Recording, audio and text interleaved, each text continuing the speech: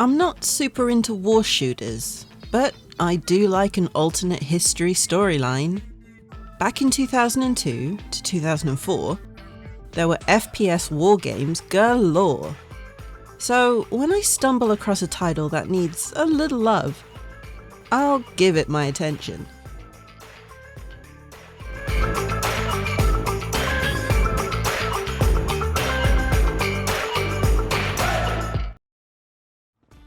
Originally released in 2002 for PC under the name Ironstorm, developed by 4X Studios and published by Wanadu in North America and Dreamcatcher in Europe, this game has a bit of a strange development cycle. It earned a 69 on Metacritic, with reviews saying the story was the main driving force. And although it can be frustrating at times, it was an enjoyable shooter. On the other hand, people found it too linear, and the difficulty went from too easy to too hard within moments of a level.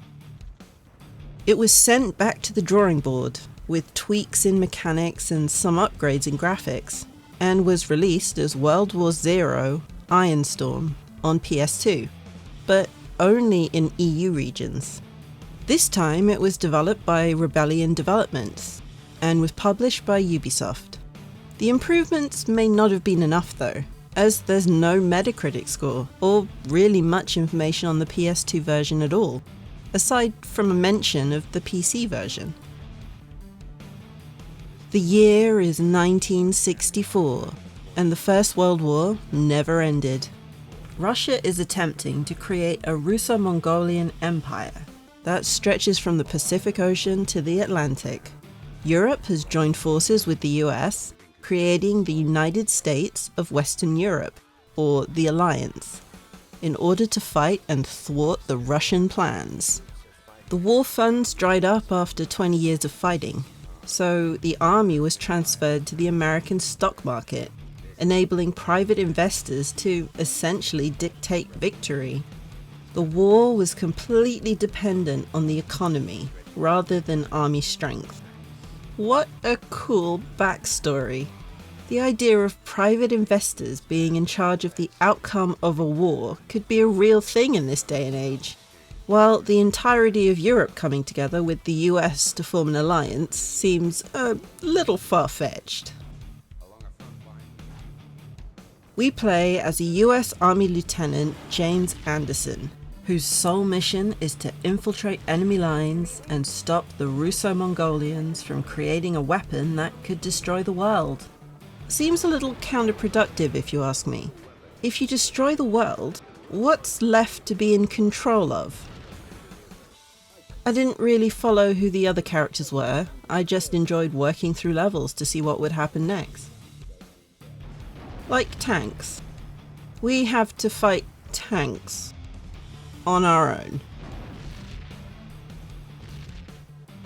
I want to start by saying this isn't an amazing FPS game. I know, why didn't I make it a bad game? There's something cozy about this, but I can't put my finger on it. We visit standard military shooter locations like trenches and empty towns, fighting enemies with a small but varied arsenal at our disposal. Machine guns and pistols, assault rifles, shotguns,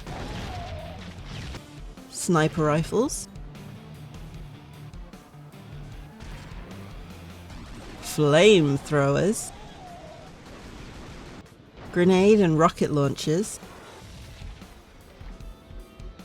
even times where we can use mounted weapons.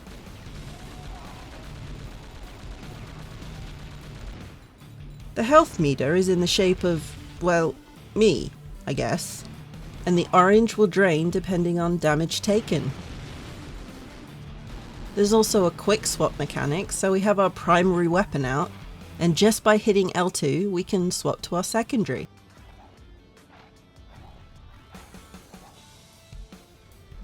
There are little TV type things we come across in levels, and these are save points which also give us some news on what's going on with the war. I love the little test cards they have too. Like I said, there isn't anything mind-blowing about this game, but it feels like a fairly gentle linear shooter. That doesn't make me want to throw my controller out the window.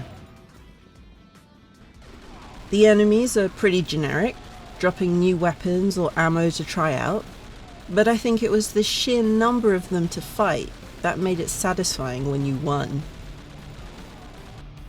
The game also makes use of hit locations on enemies, so a leg shot will make them fall down, while a headshot is almost always fatal. The levels look like they're open and explorable, but it turns out they have loads of invisible walls and environmental obstacles to keep you going in the right direction. I still got lost though. I want to say there's puzzle solving, but they're pretty much find button to push, or find vent to sneak through to get past security. I played on Not a Real Gamer mode, so results may vary if you're a real gamer. But there were plenty of med packs. Sometimes I didn't need them when I came across one. Other times I was desperately trying to stay alive until I found one. I don't think I ever ran out of ammo either, and if I did, I just switched to another weapon and carried on.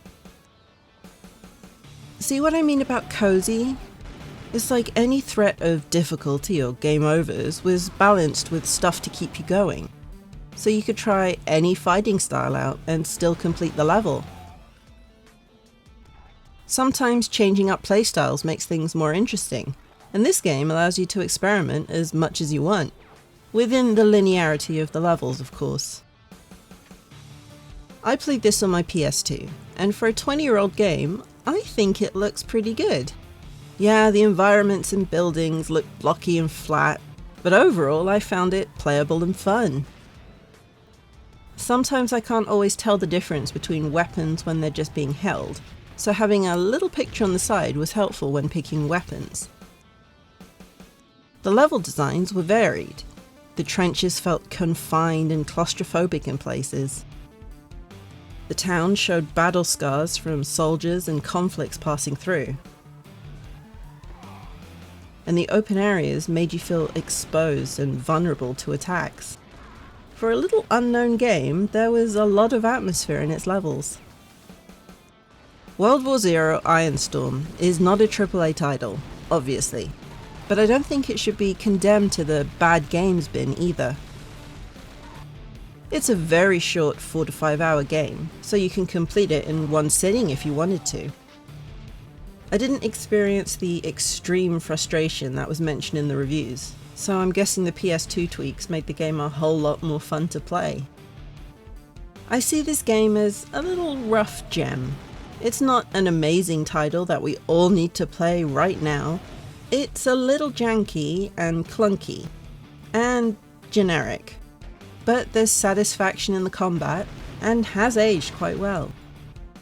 So if you're after a war shooter on PS2, and you've played every Call of Duty or Medal of Honor game, maybe give World War Z Iron Storm a go. You might have some fun in this alternate universe. This was fun. Let's do it again sometime. And if you like what you saw, don't forget to subscribe and leave a like down below.